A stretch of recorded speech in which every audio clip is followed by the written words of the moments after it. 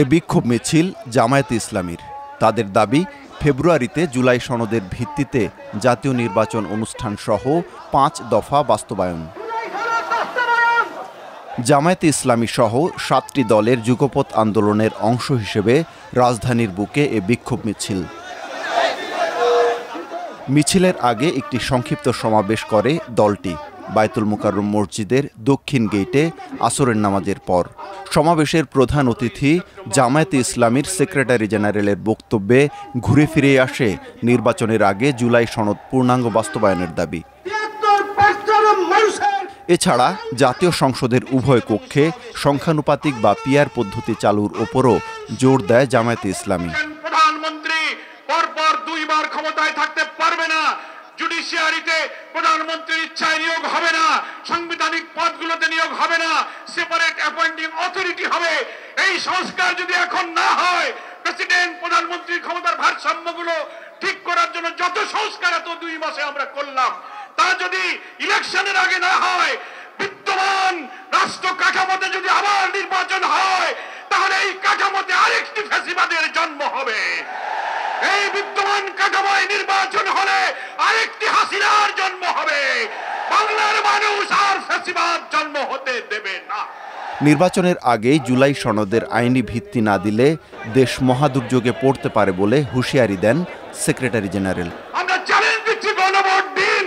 PR পক্ষে আছে কি বিপক্ষে আছে, জনগণ যদি পিআর মানে তো আপনাদেরকে মানতে হবে, আর জনগণ যদি বিপক্ষে যায় আমরা জামায়াত ইসলামী তা মেনে নেব।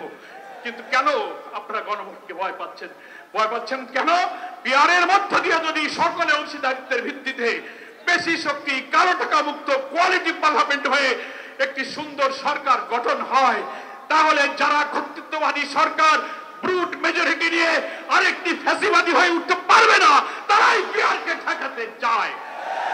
একই দিনে জাতীয় পার্টি ও 14 দলের বিচার করে কার্যক্রম নিষিদ্ধ করার দাবি জানায় ইসলামী আন্দোলন বাংলাদেশ।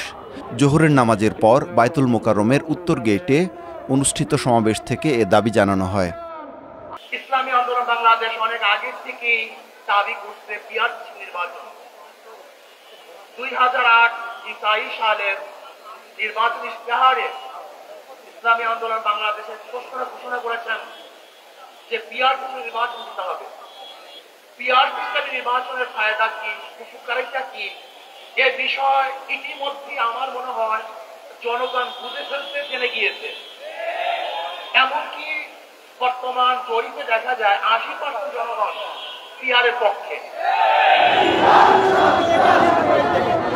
সমাবেশ শেষে দলটি বিক্ষোভ মিছিল করে, যা পল্টন মোড় ঘুরে আবারও বায়তুল মোকাররম প্রাঙ্গণে গিয়ে শেষ হয়। ইসলামী আন্দোলনের পর একই স্থানে বিক্ষোভ সমাবেশ করেছে বাংলাদেশ খেলাফত মজলিস আসরের নামাজের পর।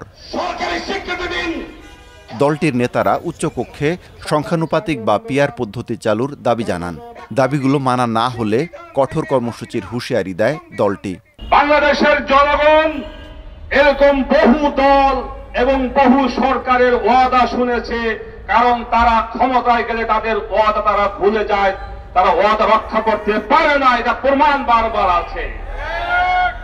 আমরা বর্তমান গভর্নমেন্টকে বলি, অবিলম্বে জুলাই সনদের আইনি ভিত্তি আপনাদেরকেই করতে হবে এবং আগামী ফেব্রুয়ারির নির্বাচন এই জুলাই সনদের ভিত্তিতেই হতে হবে। অন্যদিকে বিকেল 3টায় জাতীয় প্রেস ক্লাবের সামনেও আরেকটি বিক্ষোভ সমাবেশ করে খেলাফত মজলিস। কয়েক দফা দাবিতে ঢাকায় বৃহস্পতিবার একযোগে বিক্ষোভ মিছিলের ঘোষণা দিয়েছিল মোট 7টি দল। বাকি 3টি দল নেজামে ইসলাম পার্টি, বাংলাদেশ খেলাফত আন্দোলন ও জাতীয় গণতান্ত্রিক পার্টি জাগপা। দলগুলো প্রায় অভিন্ন দাবিতে 3 দিনের কর্মসূচি দিয়েছিল। বৃহস্পতিবার প্রথম দিনের কর্মসূচি হয় মূলত রাজধানী ঢাকায়। 17 সেপ্টেম্বর শুক্রবার হবে বিভাগীয় শহরে।